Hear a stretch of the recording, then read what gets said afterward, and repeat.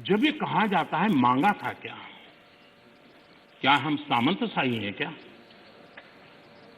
कि देश की जनता याचक की तरह हमसे मांगे, उनको मांगने के लिए मजबूर करें? ये मांगने के लिए मजबूर करने वाली सोच लोकतंत्र की सोच नहीं हो सकती। मान्य सरकारें संवेदनशील होनी चाहिए। लोकतांत्रिक तरीके से जनता की भलाई के लिए सरकार ने जिम्मेवारियां लेकर के आगे आना चाहिए। और इसलिए इस देश की जनता ने आयुष्मान योजना नहीं मांगी थी, लेकिन हमें लगा कि गरीब की बीमारी में बचाना है तो आयुष्मान भारत योजना लेकर के जाना चाहिए। इस देश के गरीब ने बैंक अकाउंट के लिए कोई जुलूस नहीं निकाला था, कोई मेमोरेंडम नहीं भेजा था। हमने जनधन योजना की थी और हमने इस जनधन योजना से उसके खाते खोले थे। किसी ने भी स्वच्छ भारत की मांग किसने की थी? लेकिन देश ने के सामने स्वच्छ भारत लेकर के गए, मामला चल पड़ा। कहां लोगों ने कहा था मेरे घर में शौचालय बनाओ? किसी ने मांगा नहीं था, लेकिन हमने 10 करोड़ घरों में शौचालय बनाने का काम किया। मांगा जाए तभी सरकार काम करे, वो वक्त चला गया। ये लोकतंत्र है, ये सामंतशाही नहीं है। हम लोगों ने लोगों की संवेदनाओं को समझ करके हमने सामने से देना चाहिए। नागरिकों को याचक बना करके हम नागरिकों का आत्मविश्वास नहीं बढ़ा सकते हैं। हमने नागरिकों को अधिकार देने के दिशा में आगे बढ़ते रहना चाहिए। नागरिक को याचक बनाने से नागरिक का आत्मविश्वास खत्म हो जाता है। नागरिक का सामर्थ्य पैदा करने के लिए, उसका आत्मविश्वास पैदा करने के लिए हमारे कदम होने चाहिए और हमने इस दिशा में कदम उठाए हैं।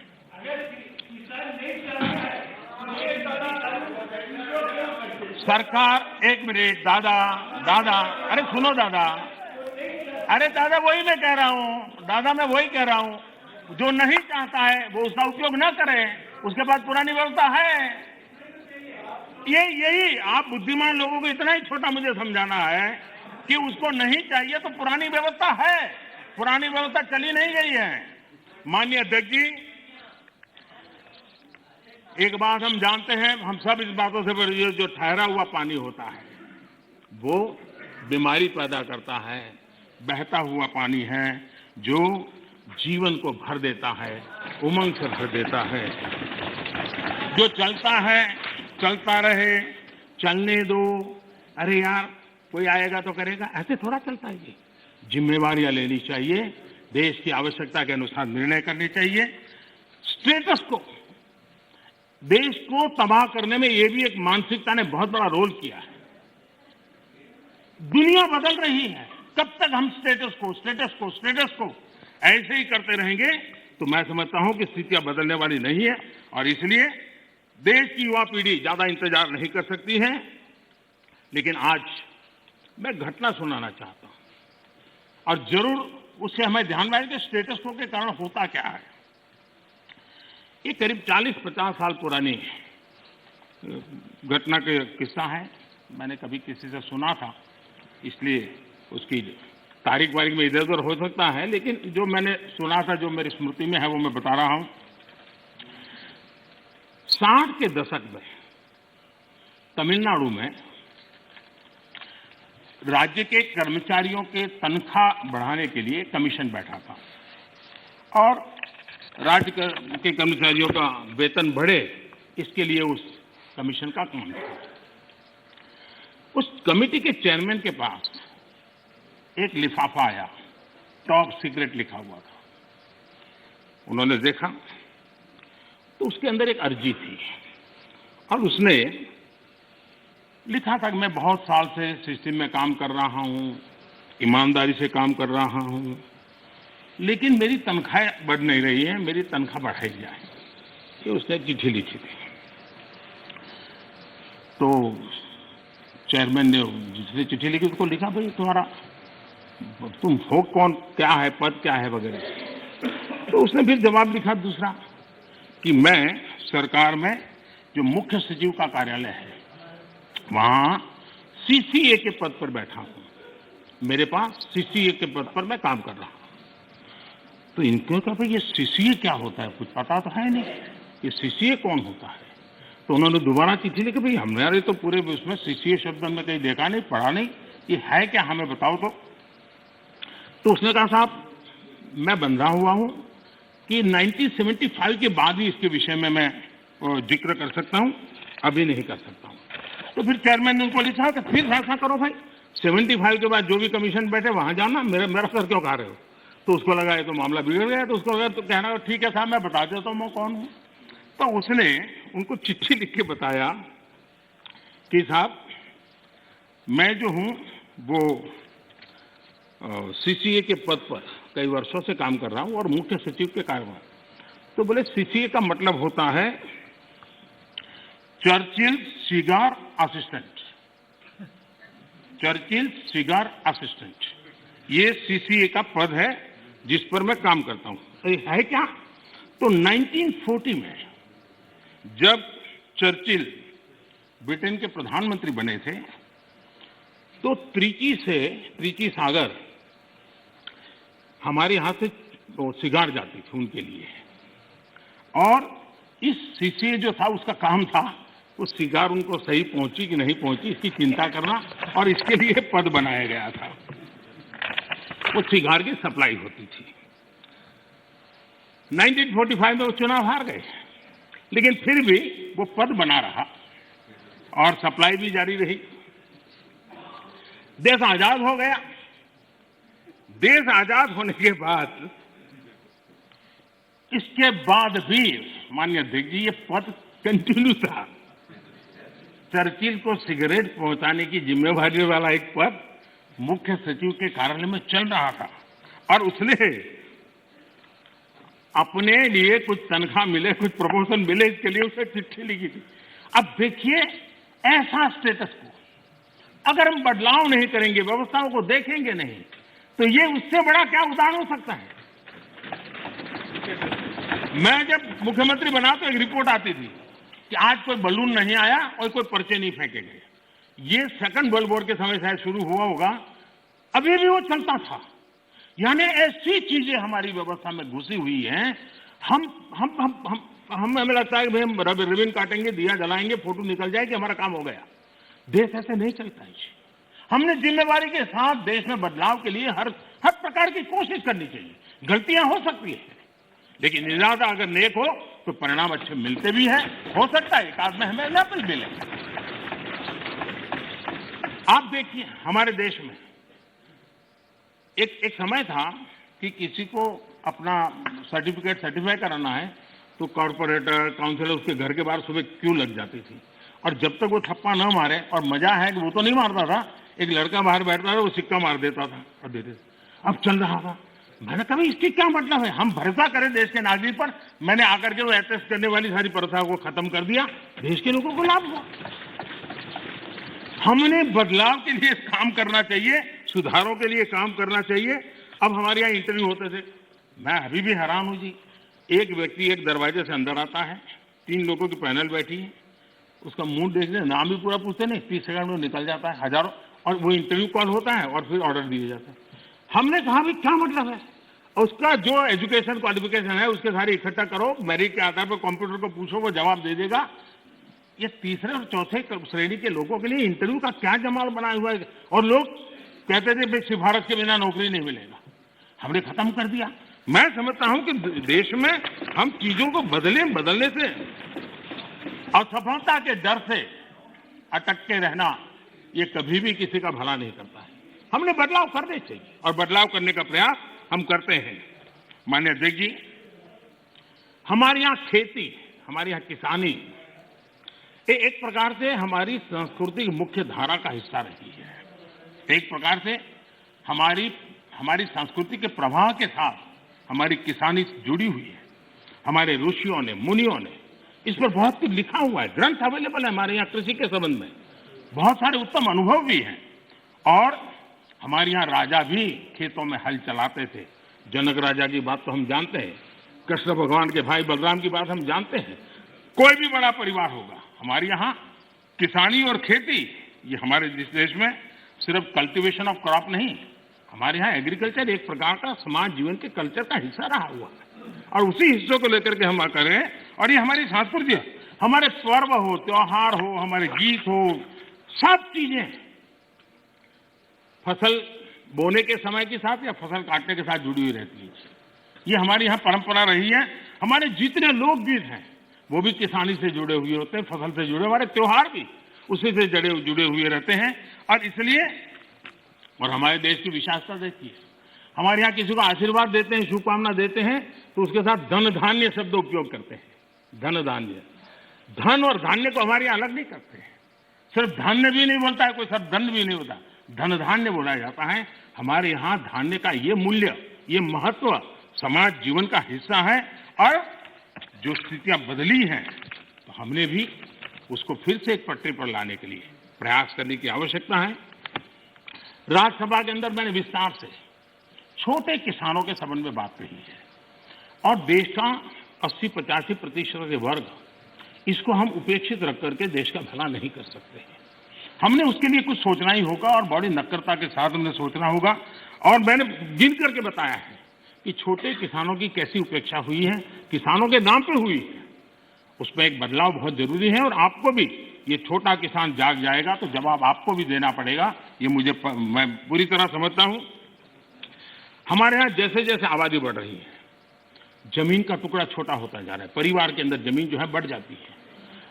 चौधरी चरण सिंह जी ने तो एक जगह पे ये कहा हुआ है कि हमारे यहाँ किसान इतना जमीन की मालिकी उसकी कम हो रही है कि वो स्थिति ऐसी आएगी कि वो अपने खेत में ही ट्रैक्टर को टर्न करना होगा तो नहीं कर पाएगा, इतना भी जमीन का टुकड़ा होगा। चौधरी चरण सिंह जी के शब्द है।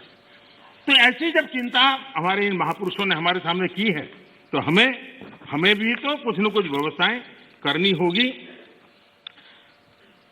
हमें इस आजादी के बाद हमारे देश में 28% खेतहर मजदूर थे, 28% लैंडलेस लेबरर थे। 10 साल पहले जो सेंसस हुआ उसमें ये जनसंख्या, क्षेत्रीय संख्या 28 से 55% हो गई। अब ये किसी भी देश के लिए चिंता का विषय होना चाहिए कि 28 से हमारा खेतहर मजदूर 55% पर पहुंच गया है। और जमीन कम होने के कारण, खेती से जो रिटर्न मिलना चाहिए वो नहीं मिलने के कारण उसके जीवन में ये मुसीबत आई है। और वो मजदूरी करने पर, किसी और के खेत में जाकर के मजदूरी होने पर मजबूर हो गया है। और दुर्भाग्य है कि हमारे देश में खेती में निवेश जो होना चाहिए वो नहीं हो रहा है। सरकार उतना कर नहीं पा रही है, राज्य सरकारें भी नहीं कर पा रही है और किसान खुद भी नहीं कर पा रहा है। जो कुछ भी उसको निकलता है बच्चों को पालने में और पेट भरने में उसका चला जाता है। और इसलिए निवेश की बहुत बड़ी आवश्यकता है। जब तक हम निवेश नहीं लाएंगे, जब तक हम हमारी खेती को आधुनिक नहीं करेंगे, हम जब तक छोटे से छोटे किसान की भलाई के लिए व्यवस्थाएं विकसित नहीं करेंगे, हम देश के एग्रीकल्चर सेक्टर को ताकतवर नहीं बना सकते हैं। और इसलिए हमारा किसान आत्मनिर्भर बने, उसको अपनी उपज बेचने की आजादी मिले, उस दिशा में हमने काम करने की आवश्यकता है। और हमारा किसान सिर्फ गेहूं और चावल वहां सीमित रहे उससे भी बात बनने वाली नहीं है। दुनिया में मार्केट क्या है, आज उसके रिसर्च हो रहे हैं। उस प्रकार की चीजों का उत्पादन करें और वो चीजें दुनिया के बाजार में बेचें। भारत की आवश्यकता है हम बाहर से चीजें न लाएं। मुझे याद है, मैं बहुत पहले जब यहाँ संगठन का काम करता था नॉर्थ पार्ट में, मुझे फारूक साहब के साथ काम करने का काफी मौका मिला है। तो मुझे हरियाणा का एक किसान अपने खेत में ले गया। उसने बड़ा आग्रह कहा तो मैं चला गया। छोटी सी जगह थी उसकी, 1-1.5-2 बीघा से जमीन होगी, लेकिन बड़ा प्रगति। तो उसने वो मेरे पीछे पड़ा, आइए आइए। मैंने कहा है क्या बात? वे बोले एक बार आइए तो देखिए। तो मैं गया उसके यहाँ, करीब 30-40 साल पहले की बात है, 30 साल हो गए। उन्होंने क्या किया, दिल्ली के 5 स्टार होटल्स में जो चीजें, सब्जियां वगैरह विदेशों से लाते थे, उसने उसका स्टडी किया। अगर उनको छोटे कॉर्न चाहिए, उनको छोटे टमाटर चाहिए, और उसने अपनी उस छोटी सी जगह में और रिस्ट्रिक्टेड वातावरण के अंदर लोगों की मदद लेके वो फसल पर। और मजा है कि दिल्ली 5 स्टार के होटलों में उसका माल जाना शुरू हो गया। हमारे देश में थोड़ा सा बदलाव करें हम। अब हमने कभी सोचा है स्ट्रॉबेरी हम बाय एंड लार्ज मानते हैं कि वो ये ठंडे प्रदेशों का है। मैं देख रहा हूं जी कच्छ के रेगिस्तान में स्ट्रॉबेरी हो रही है। मैं देख रहा हूं जी मध्य प्रदेश के अंदर, उत्तर प्रदेश के अंदर, वहां स्ट्रॉबेरी हो रही है। बुंदेलखंड में जहां पानी की दिक्कत है। इसका मतलब ये हुआ कि हमारे यहाँ संभावनाएं हैं। हमारे किसान को गाइड करके हम नई नई चीजों पे ले जाएंगे, मैं जरूर मानता हूं कि हमारा देश का किसान आगे आएगा, लेकिन उसको ये ठीक है, उसका अनुभव ऐसा है कि उसको हिम्मत देनी पड़ती है, उसका हाथ पकड़ना पड़ता है, उसको हाथ लेकर के चलना पड़ता है। अगर वो चल पड़ता है तो कमाल करके दिखाता है। उसी प्रकार से कृषि के अंदर जितने नए रास्ते निवेश बढ़ेगा, मैं मानता हूं रोजगार के अवसर भी बढ़ने वाले हैं और दुनिया में एक हमें नया मार्केट मिल सकता है। हमारे यहाँ ग्रामीण अर्थव्यवस्था में सुधारने के लिए एग्रो बीज इंडस्ट्री की संभावनाएं भी बढ़ेगी और इसलिए हमें इस पूरे क्षेत्र को आत्मनिर्भर बनाने की दिशा में हमने जरूर काम करना चाहिए। कई विपरीत परिस्थितियों में भी हमारे किसान ने रिकॉर्ड उत्पादन किया है, कोरोना काल में भी रिकॉर्ड उत्पादन किया है। ये हम सब की जिम्मेदारी है कि हमारे किसान की जो परेशानियां हैं वो कम हो, उनके सामने जो चुनौतियां हैं वो चुनौतियां कम करने के लिए हम कुछ कदम उठाएं और इन कृषि सुधारों से हम उस दिशा में कुछ न कुछ करने का प्रयास कर रहे हैं। किसानों को एक बराबरी का प्लेटफॉर्म दे पाए, हम आधुनिक टेक्नोलॉजी दे पाए, उनके अंदर एक नया आत्मविश्वास भर पाए, उस दिशा में सकारात्मक सोच की बहुत आवश्यकता है। पुरानी सोच, पुराने मानदंड अब किसानी का भला कर पाते तो बहुत पहले कर पाते। सेकंड ग्रीन रिवॉल्यूशन की हम बातें कर ली, हम एक नए तौर तरीके लिए आगे बढ़ने की और सबको चिंतन करें। राजनीति का विषय नहीं होना चाहिए, ये देश की भलाई के लिए बहुत आवश्यक है। मिल बैठ करके उसको हमने सोचना चाहिए। सभी दल चाहे सत्ता में हो या विपक्ष में, ये हम सबका दायित्व है और हमें 21वीं सदी में 18वीं शताब्दी की सोच से हमारे एग्रीकल्चर सेक्टर को हम उसकी चुनौतियों को पूरा नहीं कर सकते हैं, उसी को हमने बदलना होगा। कोई नहीं चाहता है कि हमारा किसान गरीबी के चक्कर में फंसा रहे, उसको जिंदगी जीने का हक न मिले। मैं मानता हूं कि उसको आश्रित रहना न पड़े, उसको पराधीन न रहना पड़े, सरकारी टुकड़ों पर पलने के लिए मजबूर न होना पड़े। ये जिम्मेवारी भी हम सबकी है और उस जिम्मेवारी को निभाना, हमारे अन्नदाता समृद्ध हो, हमारा अन्नदाता कुछ न कुछ और ज्यादा देश के लिए कर सकें, उसके लिए अगर हम अवसर देंगे तो बहुत सारी। सरदार वल्लभ भाई पटेल एक बात कहते थे, वो कहते थे स्वतंत्रता प्राप्ति के बाद भी यदि परतंत्रता की दुर्गंध आती रहे तो स्वतंत्रता की सुगंध नहीं फैल सकती। जब तक हमारे छोटे किसान को नए अधिकार नहीं मिलते तब तक पूर्ण आजादी की उनकी बात अधूरी रहेगी और इसलिए बड़ा बदलाव कर करके हमको हमारे इन किसानों को एक लंबी यात्रा के लिए तैयार करना होगा और हम सबको मिलकर के करना होगा। गलत कुछ करने के इरादे से जब नहीं होना चाहिए, अच्छा करने के इरादे से होना चाहिए, किसी की भलाई करने के लिए होना चाहिए। हमारी सरकार ने छोटे किसानों के लिए हर कदम को आप देखेंगे तो छोटे किसानों को हमने बीज से लेकर के बाजार तक पिछले 6 वर्षों में अनेक ऐसे इंटरवेंशन किए हैं जो छोटे किसान की मदद कर सकते हैं, छोटा किसान का लाभ सकते हैं। अब जैसे डेयरी सेक्टर और कोऑपरेटिव सेक्टर सशक्त भी हैं और उसका एक मजबूत वैल्यू चेन भी बना है और सरकार की दखल कम से कम है, फिर भी वो अपने मजबूती पर आया है। हम धीरे धीरे फल फूल सब्जी की तरफ बल दे सकते हैं और उसके बाद धान्य की तरफ दे सकते हैं। हम बहुत ताकतवर बना सकते हैं, हमारे पास मॉडल है, सफल मॉडल है। उन सफल मॉडल का हमने प्रयोग करना चाहिए, हमने उनको वैकल्पिक बाजार देना चाहिए। दूसरा एक महत्वपूर्ण काम जो हमने किया है 10,000 फार्मर्स प्रोड्यूसर ऑर्गेनाइजेशन, ये किसानों के लिए, छोटे किसानों के लिए एक बहुत बड़ी ताकत के रूप में उभरने वाले हैं। और जहां जहां महाराष्ट्र में विशेष प्रयोग हुआ है एफपीओज बनाने का, कई और राज्यों ने भी, केरल में भी कम्युनिस्ट पार्टी के लोग काफी मात्रा में एफपीओ बनाने काम में लगे हुए हैं। लेकिन इसके कारण किसान अपना बाजार ढूंढने के लिए एक सामूहिक शक्ति के रूप में उभरेगा। ये 10,000 एफपीओज बनने के बाद आप देखना कि गांव के अंदर किसान छोटे हैं, उसको बाजार की ताकत किसान डिक्टेट करेगा, वो बन जाएगी और किसान ताकतवर बनेगा, ये मेरा पूरा विश्वास है।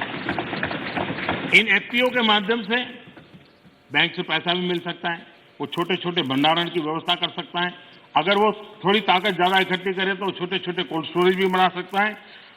और हमने 1 लाख करोड़ रुपया एग्रीकल्चर के इंफ्रास्ट्रक्चर के लिए भी तय किया है और उसको हम स्वयं सहायता जूथ, सेल्फ हेल्प ग्रुप, इन सेल्फ हेल्प ग्रुप में भी करीब 7 करोड़ बहनें जुटी। गांव की बहनें अल्टीमेटली वो किसान की ही बेटियां होती हैं, किसी न किसी खेती से जुड़े हुए परिवार की बेटियां होती हैं और वे भी आज नेटवर्क किसानों की भलाई में काम आ रहा है, वो इकोनॉमिक एक्टिविटी का सेंटर बनते जा रहे हैं। और इनके द्वारा भी मुझे याद है गुजरात में वलसाड जिले में आदिवासियों के पास जमीन भी काफी ऊपर नीचे है, अनइवन लैंड है और बहुत छोटी जमीन है। हमने एक बाड़ी प्रोजेक्ट किया था और अब्दुल कलाम जी एक दिन अपना जन्मदिन वहां मनाने के लिए आए थे। उन्होंने कहा मुझे कोई प्रोटोकॉल नहीं चाहिए, मैं इन किसानों के साथ रहना चाहता हूं। बड़ा सक्सेसफुल प्रयोग था। महिलाएं काफी काम करती थी आदिवासी बेल्ट के अंदर, और मशरूम, काजू वो गोवा की बराबरी का काजू पैदा करने लग गए थे और उन्होंने मार्केट प्राप्त किया था। छोटे किसान थे, छोटी जगह थी, लेकिन प्रयत्न किया तो परिणाम मिला। और अब्दुल कलाम जी ने इसके विषय में लिखा भी है, उन्होंने आकर के देखा था। तो मैं कहता हूं कि हमने नए प्रयासों की दिशा में जाना चाहिए। अब हम देखिए, दाल की हमारे यहाँ कठिनाई थी। मैंने 2014 में आके किसानों के सामने रिक्वेस्ट की, उन्होंने देश के अंदर दाल की कठिनाइयों से हमें मुक्त कर दिया और उनको बाजार भी मिल गया, और मैं देख रहा हूं कि आजकल ऑनलाइन ऑफलाइन इनाम के द्वारा भी गांव का किसान भी अपना माल बेच रहा है। हमने किसान रेल का एक प्रयोग किया इस कोरोना कालखंड का उपयोग करते हुए, और ये किसान रेल और किसान उड़ान ये भी अपने आप में बड़े बाजारों तक छोटे किसानों पहुंचाने का एक बहुत बड़ा मदद मिली है। एक प्रकार से ये ट्रेन जो है चलता फिरता कोल्ड स्टोरेज है। और मैं सदन के सदस्यों से जरूर कहना चाहूंगा कि ये किसान रेल कहने को तो सामान ढोने वाली व्यवस्था है, लेकिन उसने दूर सुदूर गांव के छोटे किसान को किसी और राज्य के दूसरे बाजार के साथ जोड़ दिया। अब देखिए, नासिक से किसान मुजफ्फरनगर के व्यापारी से जुड़ा और क्या भेजा, उसकी ताकत बड़ी नहीं थी। 30 किलो अनार, 30 केजी अनार, ये उसने वहां से ये किसान रेल से भेजा और खर्चा कितना हुआ, 124 रुपीज। उसको बड़ा बाजार मिल गया। ये 30 किलो इतनी छोटी चीज है कि शायद कोई कुरियर वाला भी नहीं ले जाता, लेकिन ये व्यवस्था थी तो यहां का किसान वहां तक जाकर के अपना माल बेच पाया है। उसी प्रकार से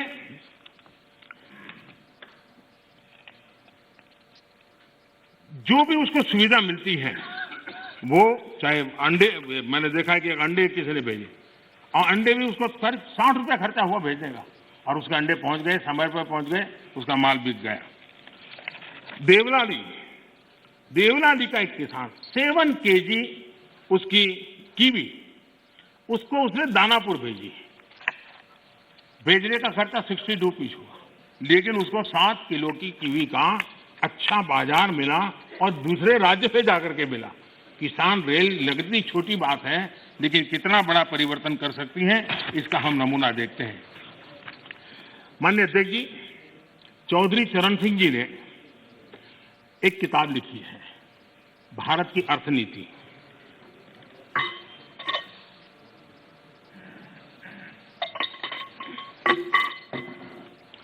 भारत की अर्थनीति की किताब में चौधरी साहब ने लिखा, सुझाव दिया है, सारे देश को खाद्यान्न के लिए एक ही क्षेत्र मान लिया जाए। दूसरे शब्दों में, देश के एक भाग से दूसरे भाग में लाने जाने के पर कोई प्रतिबंध न हो। ये चौधरी चरण सिंह जी की किताब का कोट है। कृषि सुधारों, किसान रेल, मंडियों को इलेक्ट्रॉनिक प्लेटफॉर्म, ई-नाम, ये सारी चीजें हमारे देश के किसानों और से छोटे किसानों को एक बहुत बड़ा अवसर देने के प्रयास के भागरूप हो रहा है। माननीय अध्यक्ष जी, जो लोग इतनी बातें करते हैं, सरकार इतने सालों तक चलाई है, मैं नहीं मानता उनको किसानों की दिक्कत का पता नहीं था या उनको समझ नहीं थी। पता भी था, समझ भी थी, और उनको मैं उन्हीं की बात आज याद कराना चाहता हूं। ये मौजूद नहीं है, मैं जानता हूं, लेकिन देश के लिए समझना बहुत जरूरी है। मैं एक कोट पढ़ता हूं। The state took initiative to amend their state APMC act in the year 2005 itself, providing for direct marketing, contract farming, setting up of a private market, consumer farmer markets, e-trading, and notified the rules in 2007 to implement the amended provision. In fact, 24 private markets have already come up in the state. ये किसने कहा था? ये APMC act बदल लिया है, इस बात को कौन गर्व से कह रहा था? 24 ऐसे बाजार बन चुके हैं, इसका गौरव कौन कर रहा था? डॉक्टर मनमोहन सिंह जी की सरकार के कृषि मंत्री श्रीमान शरद पवार जी गर्व की बात कर रहे हैं। ये उनका कोर्ट में कह रहा हूं।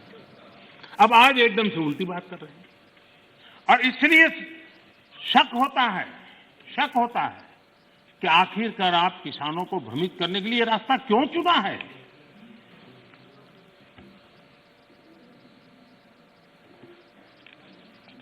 देश की मंडियां चल रहे हैं, सिंडिकेट और कीमतों को प्रभावित करने वाले नेक्सस में के बारे में जब उनको पूछा गया, उनको एक सवाल पूछा था कि ये नेक्सस है मंडियों वालों वगैरह का, तो क्या कहना है? तो शरद पवार का एक दूसरा जवाब है, वो भी बड़ा इंटरेस्टिंग है।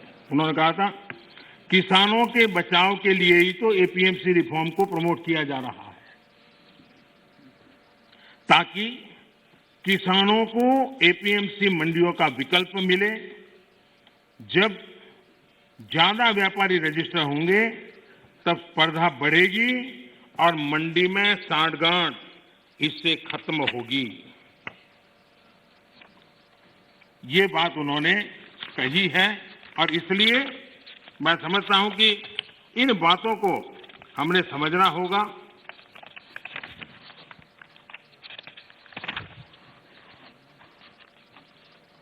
जहां इनकी सरकारें हैं अलग अलग, जो सामने बैठे हुए मित्रों की, उन्होंने भी कम अधिक मात्रा में इस कृषि क्षेत्र में रिफॉर्म करने का प्रयास किया भी है, और हम तो वो हैं जिन्होंने 1500 कानून खत्म किए थे। हम प्रोग्रेसिव पॉलिटिक्स में विश्वास करते हैं, हम रिग्रेसिव पॉलिटिक्स में जाना नहीं चाहते हैं, और इसलिए, और भोजपुरी में तो एक कहावत है, कुछ लोग ऐसे हैं, भोजपुरी में कहावत है, ना खेलब ना खेल देव, खेल में बिगाड़ब।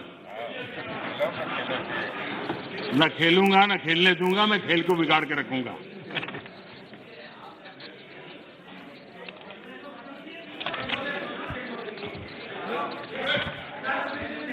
माननीय अध्यक्ष जी, देश का सामर्थ्य बढ़ाने में सभी का सामूहिक योगदान, कश्मीर से कन्याकुमारी तक, कच्छ से लेकर कामाख्या तक, जब हर भारतीय का पसीना लगता है तब जाकर के देश आगे बढ़ता है। मैं कांग्रेस के साथियों को याद दिलाना चाहता हूं कि देश के लिए पब्लिक सेक्टर जरूरी है, तो प्राइवेट सेक्टर का भी भागीदारी उतनी ही आवश्यक है। सरकार ने मोबाइल मैन्युफैक्चरिंग को प्रोत्साहित किया, प्राइवेट पार्टियां आई, मैन्युफैक्चरर्स आए। आज गरीब से गरीब परिवार तक स्मार्टफोन पहुंच रहा है। टेलीकॉम में स्पर्धा को प्रोत्साहित किया गया, तो मोबाइल पर बात करना करीब करीब 0 हो गया, और डेटा भी दुनिया में सबसे सस्ता आज हिंदुस्तान में है। यहां तक कि हमारी फार्मा इंडस्ट्री, हमारे वैक्सीन निर्माता, क्या ये सारे सरकारी हैं क्या? आज मानवता के काम अगर भारत आ रहा है तो हमारे इस प्राइवेट सेक्टर का भी बहुत बड़ा रोल है, प्राइवेट एंटरप्राइज का रोल है, और हमें हमारे देश के नौजवानों पर भरोसा होना चाहिए, हमारे देश के नौजवानों पर भरोसा रखना चाहिए। इस प्रकार से कोसते रहेंगे, उनको नीचा दिखाते रहेंगे और हम किसी भी प्राइवेट एक्टिविटी को नकार देंगे। कोई जमाना होगा जब कुछ सरकार करेगी, उस जमाने में जरूर होगा, किया होगा। आज दुनिया बदल चुकी है, समाज की अपनी ताकत है, देश के अंदर ताकत है। हर एक किसी को अवसर मिलना चाहिए और उनको इस प्रकार से बेईमान घोषित करना, उनके लिए गंदी भाषा का प्रयोग करना, ये कल्चर किसी जमाने में वोट पाने के लिए काम आया होगा, आज वो आने वाला नहीं है। कृपा करके हम, और मैंने लाल किले पर से बोला, वेल्थ क्रिएटर भी देश को जरूरी होते हैं, तभी तो वेल्थ बांटेंगे। गरीब तक वेल्थ बांटेंगे कहां से, रोजगार देंगे कैसे? और सब कुछ बाबू ही करेंगे। आईएएस बन गया मतलब वो फर्टिलाइजर का कारखाना भी चलाएगा, आईएएस हो गया तो वो केमिकल का कारखाना भी चलाएगा, आईएएस हो गया वो हवाई जहाज भी चलाएगा। ये कौन सी बड़ी ताकत बना के रख दी है हमने? बाबुओं के हाथ में देश दे करके हम क्या करने वाले हैं? हमारे बाबू भी तो देश के हैं, तो देश का नौजवान भी तो देश का है। हम हमारे देश के नौजवानों को जितना ज्यादा अवसर देंगे, मुझे लगता है उसको उतना ही लाभ होने वाला है। माननीय अध्यक्ष जी, जब तथ्यों के आधार पर बात टिकती नहीं है तो ऐसा होता है जो अभी देखा, आशंकाओं को हवा दी जाती, ये हो जाएगा, वो हो जाएगा, और माहौल ये आंदोलन जीवी पैदा करते हैं। माननीय अध्यक्ष जी, किसान आंदोलन की पवित्रता, और मैं बहुत जिम्मेवारी के शब्द प्रयोग करता हूं, मैं किसान आंदोलन को पवित्र मानता हूं और भारत के लोकतंत्र में आंदोलन का महात्म्य है और रहने वाला है और जरूरी भी है। लेकिन जब आंदोलन जीवी पवित्र आंदोलन को अपने लाभ के लिए बर्बाद करने के लिए निकलते हैं, तब क्या होता है? कोई मुझे बताए। 3 किसान कानून की बात हो और दंगाबाज लोग जो जेल में हैं, जो संप्रदायवादी लोग जो जेल में हैं, जो आतंकवादी लोग जेल में हैं, जो नक्सलवादी जेल में हैं, उनकी फोटो लेकर के उनकी मुक्ति की मांग करना, ये किसानों के आंदोलन को अपवित्र करने का प्रयास है कि नहीं? माननीय अध्यक्ष जी, इस देश में टोल प्लाजा, सभी सरकारों ने स्वीकार की हुई व्यवस्था है। टोल प्लाजा इस देश में सभी सरकारों ने की हुई व्यवस्था है और उस टोल प्लाजा को तोड़ना, उस टोल प्लाजा को कब्जा करना, उस टोल प्लाजा को न चलने देना, ये जो तरीके चले हैं, वो तरीके क्या पवित्र आंदोलन को कलंकित करने का प्रयास है कि नहीं? जब पंजाब की धरती पर सैकड़ों की तादाद के अंदर, पंजाब की धरती पर सैकड़ों की तादाद के अंदर जब टेलीकॉम के टावर तोड़ दिए जाएं, क्या वो किसान की मांग से सुसंगत है? क्या किसान के पवित्र आंदोलन को बर्बाद करने का काम आंदोलनकारी ने नहीं, आंदोलन जीवियों ने किया हुआ है। और इसलिए देश को आंदोलनकारी और आंदोलन जीवियों के बीच फर्क करना बहुत जरूरी है और देश को इन आंदोलन जीवियों से बचाना वो भी उतना ही जरूरी है। अफवाहें फैलाना, झूठ फैलाना, गुमराह करना और देश को दबोच करके रख देना, देश बहुत बड़ा है, देश के सामान्य मानवी की आशा आकांक्षाएं बहुत है और उनको लेकर के हमने आगे बढ़ना है और उस दिशा में हम प्रयास कर रहे हैं। देश में एक बहुत बड़ा वर्ग है,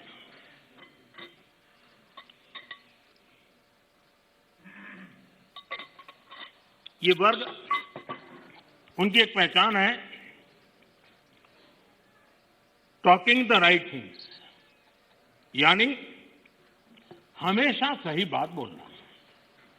सही बात कहने में कोई बुराई भी नहीं है, लेकिन इस वर्ग के ऐसे लोगों से नफरत चीड़ है जो डूइंग द राइट थिंग्स पर चलते हैं। ये फर्क समझने जैसा है।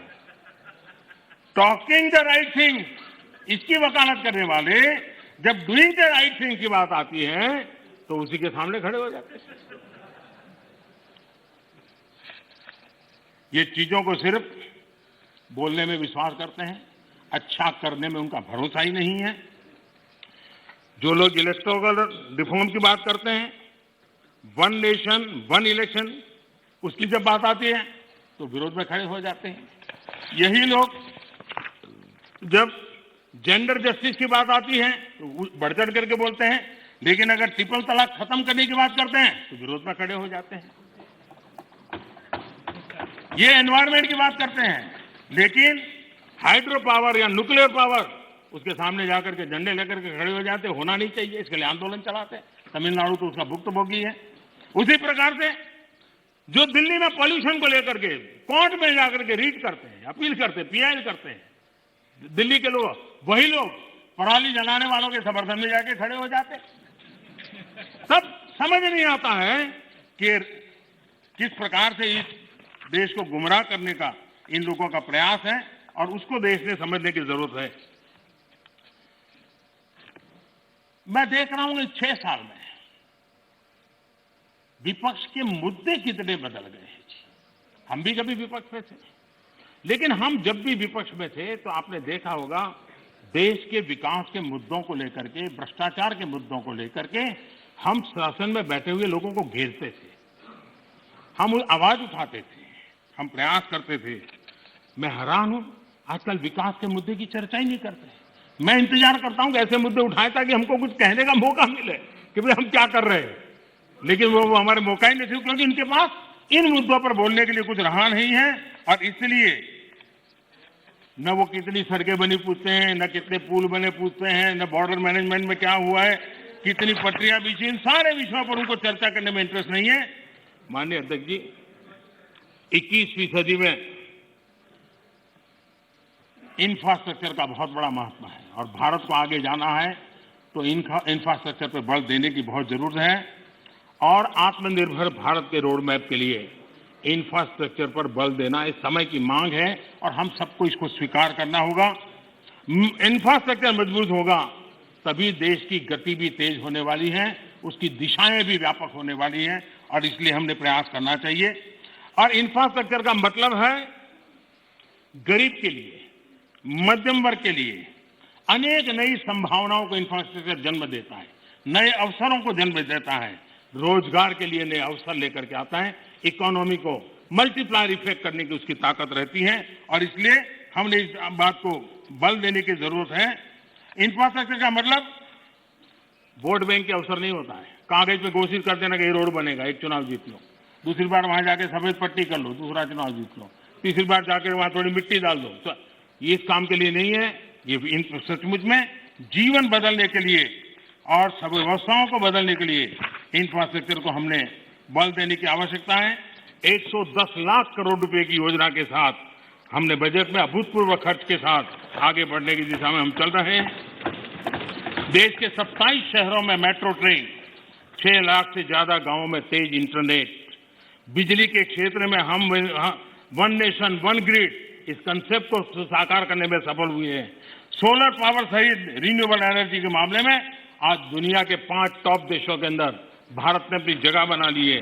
दुनिया के सबसे बड़े सोलर और विंड की हाइब्रिड पार्क आज